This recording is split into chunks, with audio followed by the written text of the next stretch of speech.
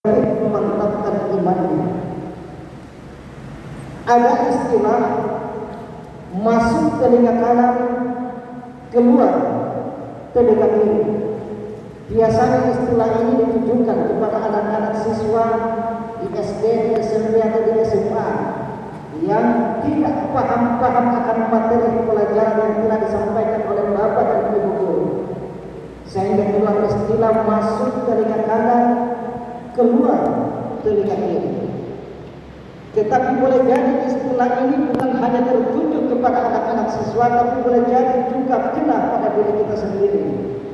Karena sudah begitu banyak nasihat-nasihat agama yang kita terima. Tidak usah kita jauh-jauh di bulan Ramadan ini saja. Dari malam pertama Ramadan sudah banyak kita dapatkan nasihat-nasihat dari media sosial, media massa, baik elektronik maupun secara tertulis. Semuanya terhiasi dengan konten-konten atau nasihat-nasihat agama. Pertanyaannya, sudah sejauh mana pengaruh nasihat-nasihat agama yang telah kita dapatkan itu mempengaruhi mindset dan perilaku kita?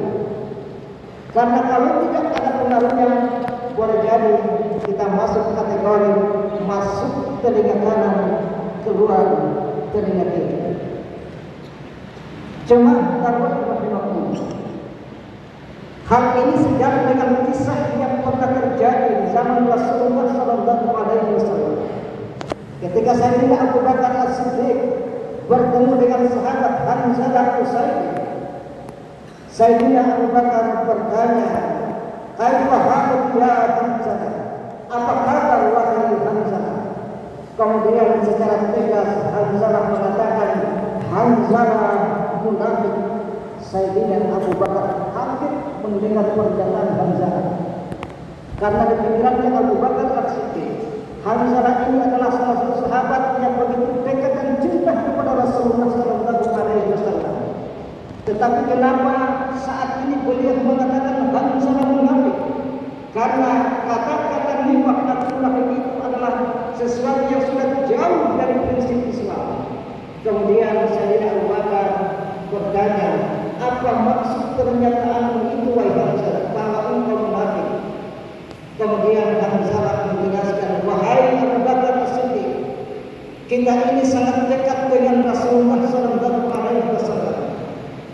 Ketika beliau menasihati kita tentang nikmatnya surga, seolah-olah segala kenikmatan di dalam surga itu telah kita rasakan. Dan ketika beliau menasihati kita tentang azab dan neraka, seolah-olah kita sudah menyaksikan betapa pedihnya azab dan siksaan di neraka itu. Tetapi wahai Abu Bakar, ketika kita kembali ke rumah masing-masing, kemudian kita diperhadapkan dengan urusan-urusan rumah tangga, urusan istri, urusan suami, urusan anak-anak dan lain sebagainya, seolah-olah semua apa yang dinasihatkan oleh Rasulullah SAW terlupakan. Makanya saya katakan Hamzah munafik." Kemudian Sayyidina Abu Bakar mengatakan, "Demi Allah, wahai Hamzah, saya pun merasakan demikian." Akhirnya mereka sepakat pergi bertanya kepada Rasulullah SAW. Inilah enaknya zaman Rasulullah, ketika ada persoalan langsung mencari solusi kepada Rasul Muhammad SAW.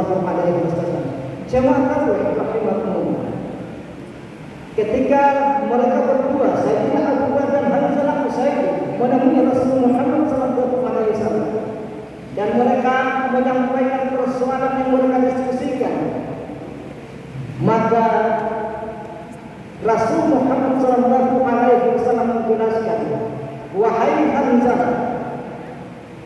wallah, demi Allah yang aku berada di genggaman, sekiranya kalian senantiasa mengingat dan menetapi apa yang aku nasihatkan kepada kalian, niscaya malaikat akan menyalami kalian, baik kalian ketika berada di rumah maupun yang kalian berada di jalan-jalan yang kalian lalui. Tetapi wahai Hamzah, sa'atan wa sa'atan, sa'atan wa sa'atan, sa'atan wa sa'atan, sesaat demi sesaat." Kalimat ini diulangi 3 kali oleh Rasulullah SAW. Jamaah rahimakumullah. Salah seorang ulama Mesir, Dr. Abdul Mumin An-Namar, ketika mengkaji tentang hadis ini atau riwayat ini, beliau mengatakan bahwa betapa para sahabat Rasulullah SAW saking cintanya terhadap agama. Maka ketika mereka disibukkan dengan urusan-urusan pekerjaan yang lain, seolah-olah itu adalah sikap munafik atau sudah menjauhkan mereka dari agama. Tetapi sikap ini tidak disampaikan oleh Rasulullah SAW. Rasulullah menyampaikan saat dua saat yang diulangi sampai 3 kali. Menurut Dr. Abdul Mumin An-Namari mengatakan bahwa makna kalimat saat dan saat yang diulangi 3 kali itu menunjukkan bahwa di dalam menjalani kehidupan ini ada pembagian waktu, ada tanwin waktu, bukan mengkoti, bukan semata-mata hanya urus agama, tetapi ada pembagian waktu. Yang pertama, kata ulama Mesir itu, ada waktu yang harus kita bersihkan untuk persoalan agama, untuk melakukan ibadah ketaatan kepada Allah Subhanahu wa taala.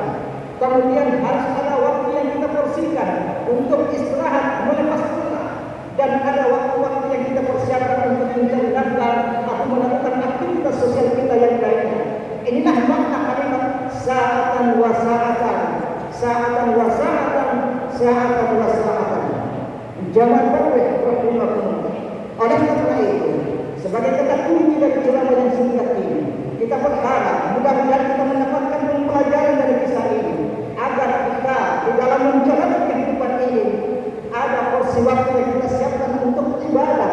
Tetapi kalau kita jalani hidup ini semata-mata hanya urus agama, urus ibadah, itu tidak dibenarkan oleh Rasulullah SAW.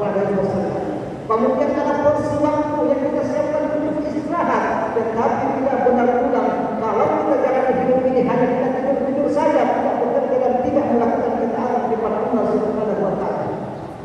Dan ada porsi waktu yang kita siapkan untuk melaksanakan aktivitas mencari nafkah dan kegiatan-kegiatan lainnya yang tidak benar pula kalau hanya kita lakukan di dalam menjalani kehidupan ini hanya urus pekerjaan terus tanpa atau kita lalaikan aspek ibadah kita kepada Allah Subhanahu wa taala. Semoga kita termasuk hamba-hamba yang memiliki kesempatan untuk beribadah, kesempatan untuk istirahat, dan kesempatan untuk mencari nafkah. Kalau itu yang kita lakukan, berarti kita telah melaksanakan sunnah Rasulullah SAW. Dan dia yang dapat kami sampaikan, wallahu muwaffiq ila aqwamit thoriq. Wassalamu alaikum warahmatullahi wabarakatuh.